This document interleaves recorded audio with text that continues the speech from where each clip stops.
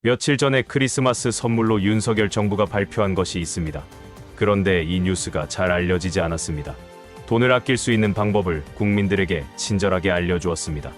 에너지 비용이 부담되면 안 쓰는 것이 방법이다. 12월 26일에 나온 뉴스입니다. 에너지 비용에 대해서 국민들이 감히 불평불만을 늘어놓자 그럼 안 쓰면 되잖아라고 윤석열이 대답해 준 것입니다. 윤석열이 후보 시절에 했던 말이 떠오릅니다. 쌀 살 돈이 없으면 빵을 먹으면 된다. 돈이 없는 사람들은 버리기 직전 약간 상한 음식을 사 먹으면 된다. 아주 위험하고 저임금이라도 그런 일자리를 원하는 사람들이 있다. 당시에 국민의힘에서는 윤석열의 말을 마사지해주기 바빴습니다. 지나치게 상승하고 있는 에너지 비용과 공공요금, 어느 정도 불편 없이 사는 사람들이나 어느 정도 장사가 되는 자영업자들에게도 여름철과 겨울철에 나오는 요즘 에너지 비용은 불편한 정도를 넘어서고 있습니다. 더 줄이고 싶어도 이미 한계치까지 줄이고 살아온 취약계층이나 손익분기점에 허덕이는 가게나 자영업자나 기업들에게는 사는 게 어려우면 그냥 죽으라는 말과 다름없는 말입니다.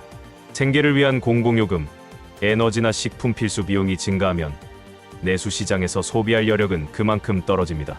국민들이 돈을 쓰지 못하면 가게들과 기업이 영향을 받습니다.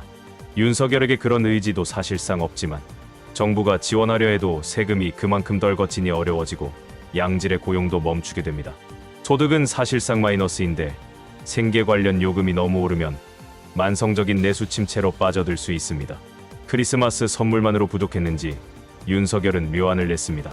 여름철에는 이열치열이라며 썼던 방법인데 겨울철에는 더 효과적일 거라고 생각했습니다. 추운 겨울을 국민들이 난방비 줄이는 방안을 생각하다가 딱 떠오른 방안이 있습니다. 국민들을 화나게 하고 열받게 하는 것입니다. 화나고 열받으면 추위를 이겨내겠지 라고 윤석열이 생각했습니다. 그래서 국민 70% 이상이 반대하는 거부권을 행사하겠다고 발표했습니다. 국민에게 그런 선물을 하사하시고 뿌듯한 마음으로 새해를 맞이했습니다. 음력설이 다가온 것은 아니지만 푸른 청룡의 해 2024년이 밝았습니다. 공교롭게도 더불어민주당의 상징색이 푸른색입니다. 빨간색이 국민의힘 상징색입니다. 그래서 한동훈이 이재명 대표를 예방할 때 빨간색 넥타이를 메고 왔습니다. 2024년은 더불어민주당뿐만이 아니라 대한민국이 가라앉느냐, 다시 일어서느냐를 가늠하게 될 총선이 기다리고 있습니다. 2024년은 갑진년이라고 합니다. 명확히 따지자면 지금부터 40일은 여전히 토끼의 해입니다. 2024년 2월 10일부터가 갑진년입니다. 2024년은 청룡의 해로 불립니다. 이낙연 씨는 1월 4일에 창당한다고 하죠. 윤석열은 1월 4일에 신년회를 하겠다고 합니다. 거부권 의지 표명이 없었다면 별 문제가 없는데 법안이 통과되자마자 10분 만에 대통령실은 즉시 거부권을 행사하겠다고 밝혔습니다. 언급했습니다. 대통령은 법안이 정부로 이송되는 대로 즉각 거부권을 행사할 것임을 말씀드립니다. 법안 통과 10분 만에 대통령실이 발표를 해야 할 만큼 대통령실은 무척이나 초조합니다. 윤석열은 누구도 믿을 수가 없습니다. 그동안 돌이켜보면 보고받은 것과 일치된 결과가 없었습니다. 이재명 대표 구속영장도 그렇고 개막식에 가서 폼 잡았던 잼버리 파행도 그렇고 박빙이라는 강서구청장 선거도 그렇고 역전이 가능하다는 엑스포도 그랬습니다. 윤석열이 시키는 대로 할 거라던 김기현은 대표직을 버리고 국회의원 출마를 선택했고 윤석열이 지시한 것과 반대로 선택한 김기현 덕분에 이재명을 찾아 스스로 고백한 것처럼 제가 급작스럽게 취임하게 돼서 굉장히 한동훈은 급작스럽게 비대위원장이 되어야 했습니다. 한동훈 자신이 원하지도 않았고 국민의힘이 제안하지도 않았다고 하는데 한동훈은 취임하기 전부터 이미 윤석열에 의해서 국민의힘에 렌탈된 비대였습니다. 일국의 장관이 이처럼 소모품이 되는 모습이 안타까울 뿐입니다. 자신이 시키지도 않았는데 악법이라고 첫날부터 말하다가 역시 아바타 한동훈이다 라는 망신살이 뻗쳤고 다음날은 한동훈 의견이라면서 협상안도 흘러나왔습니다. 대통령실은 언론 보도에 발끈하면서 어떤 경우에도 특검 수용은 없다고 못을 박았습니다. 한동훈의 한계를 대통령실이 알아서 국민에게 알렸습니다. 대통령실과 상의 없이 보도된 한동훈 의견이라는 기사에 윤석열 대가리는 복잡해졌습니다. 튀기 좋아하는 한동훈의 입에서 어떤 말이 어느 정도로 나올지도 모르고 국민의힘에서 어떤 의견이 돌출될지를 알 수 없어서 윤석열의 의지가 이러하니 다들 입 닫으라고 공개적으로 명령한 것입니다. 명령이 나오자 한동훈은 충실하게 입을 닫았고 한동훈에게 뭔가를 기대하던 국민의힘은 허탈해졌습니다.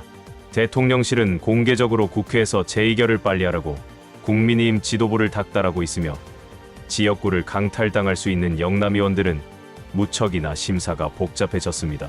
공개적으로 발설할 수 없지만 영남의원들이 기댈 수 있는 마지막 카드가 김건희 특검 재의결 카드입니다. 공천이 마무리되기 전까지 김건희 특검은 영남의원들에게 마무리되어선 안 되는 일입니다.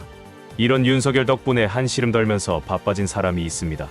국민의힘에서 대표하다가 하루아침에 역적이 되어 체리 따봉 바라보면서 내쫓긴 이준석입니다. 이준석 신당에서라도 공천권을 주려면 영남의원들은 가부간의 선택을 일찍 해야 합니다. 당내에서 갈등하는 영남의원들은 윤석열에게 중요하지 않습니다. 누구를 꼽아도 당선된다 생각하기 때문입니다. 윤석열에게 중요한 것은 거부권으로 흐트러질지 모르는 대구 경북의 민심입니다. 강남 3구와 분당 정도를 빼고 수도권 국민의힘 총선 후보들은 선거운동 방향을 완전히 잃어버린 모습입니다. 이런 와중에 마음만 급하고 대가리가 멈춰버린 윤석열은 또 박근혜를 찾아가 만났습니다. 박근혜에게 대구 경북과 부산 경남에서 선거 당락이 좌우될 만큼의 영향력이 아직도 있을까요? 박근혜에게 선거 유세라도 해달라고 부탁이라도 하러 간 걸까요? 대구까지 갔는데 시장을 안 갔습니다. 병풍으로 세울 재벌 총수들이 없어서인지 서문시장에 가서 떡볶이는 먹지 않았습니다. 윤석열에게 총선은 대구 경북 그리고 부산 경남에서의 당락이 전부로 보입니다. 윤석열이 해외를 떠돌다가 귀국해서 머물렀던 국내 생활에서는 대노했다가 극대노했다가를 반복하다가 끝났습니다. 윤석열에게 그래도 의미 있는 성과가 있었다면 김건희가 받은 여러 명품들과 선물들로 창고가 가득 차서 노후 대비를 충실히 했다는 정도였습니다. 이런 상황에서 신년식에 민주당이 참석하느냐를 두고 당내에서 이견이 나온 것입니다. 신년식에는 각계 각층의 주요 인사들이 참석하는 자리이고 윤석열은 이미 거부권을 밝힌 상황. 윤석열이 민주당 대표단을 위해서 별도의 대화 자리를 마련해줄 가능성도 없습니다. 설마 그럴 리야 없겠지만 워낙 꼴통짓을 아무렇게나 해버리는 인사인지라 자칫 윤석열이 거부권 당위성을 설명하고 개중에는 박수치는 이들도 있을 터인데 민주당에서는 반론도 못하고 돌아오게 되는 그런 불상사가 일어날 수도 있습니다. 이런 것을 염려하기도 하고 국회의 입법권을 정면으로 무시했는데 갈 필요가 있느냐는 불만이 발생한 것입니다. 여러분은 신년식 민주당 참석을 어떻게 보시는지요? 그럼에도 불구하고 저는 가야 한다 생각합니다. 2024년 새해가 시작되었습니다. 3, 2, 1.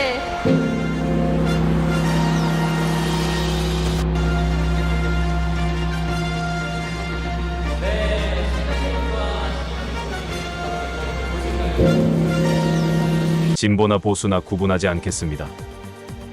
다른 사람들을 아프고 화나게 하면서 이익을 얻으려는 사람들 빼고 대한민국 국민 모두가 행복한 한 해가 되었으면 좋겠습니다. 대한민국 국민들은 누구도 예외 없이 행복해질 자격이 있습니다. 오늘 영상은 여기까지입니다. 시청해주신 여러분 고맙습니다.